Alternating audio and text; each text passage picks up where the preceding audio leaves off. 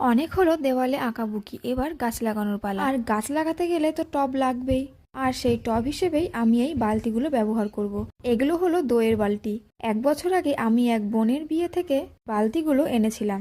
দেখতে এত কিউট কি বলবো, বেশ অনেক কয়েকটাই এনেছিলাম। আপাতত এই 4টে পড়ে আছে। তো চলো এতেই কিছু আঁকা যাক। প্রথমে আমি পুরো বালতিতে হোয়াইট কোট মেরে নিয়েছি, যদিও বেশিরভাগ পোর্শনটাই হোয়াইট। এই হোয়াইট কোট মারার কারণ হলো, দেখো এই হোয়াইট কোটটা দেওয়ার পরও ভেতরের রংটা বোঝা যাচ্ছে। এবার আমি যদি ডিরেক্ট রং করে দিতাম তাহলে আরও বোঝা যেত। হোয়াইট কোটটা দেওয়া হয়েছে বলে আর সেটা তেমন বোঝা যাচ্ছে না। এই প্রসেসে রং করলে রংটা আরও সুন্দর হয়। তাই যে কোনো জিনিস বা বিশেষ করে প্লাস্টিকের ওপর কালার করার আগেই এই হোয়াইট কোট বা জেসো এটা অ্যাপ্লাই করে নেবে। প্রথমেই আমি একটা ব্রাউন শেডের কালার করে নিয়েছি, মাটির পাত্রের যেমনটা কালার হয় আর কি। এরপর তাতে কিছু পাতা এঁকে নিচ্ছি। এরপর এগুলোর উপর কালো সাদা দিয়ে বর্ডার দিয়ে নেব।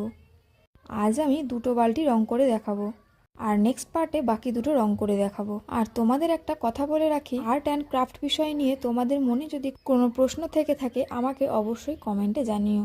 আমি তোমাদের প্রশ্নের উত্তর দেওয়ার চেষ্টা করব। আর তোমরাও যদি আমাকে কিছু সাজেস্ট করতে চাও সেটাও জানিও। তো প্রথম বালতিটা রং করা শেষ, এবার আমি পরের বালতিটা রং করে দেখাবো। এটা আমি একটু কালারফুল রাখতে চেয়েছি, আর সেই জন্য আমি এখানে রামধনুর রংটা করব। রামধনুর এই 7টি রং দিয়ে আমি এটাকে আরও রঙিন করে তুলব।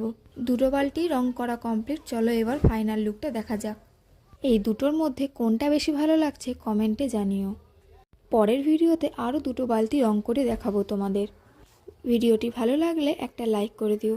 আজ এই পর্যন্ত, নেক্সট ভিডিও নিয়ে আসছি খুব তাড়াতাড়ি।